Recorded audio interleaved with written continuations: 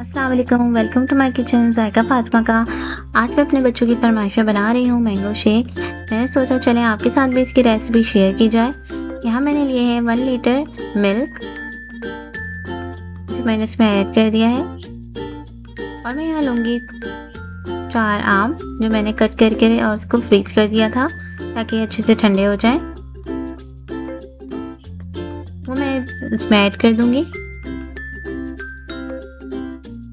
पहले मैं यहाँ पे दूध को और आम को अच्छे से ब्लेंड कर लिया मैंने। उसके बाद मैंने यहाँ पे लिए चीनी 1 कप, वो यहाँ मैं इसमें ऐड कर दूँगी। वो भी अच्छे से ब्लेंड कर दूँगी। ये देखिए मज़ेदार सा बन के तैयार हमारा मैंगो शेक।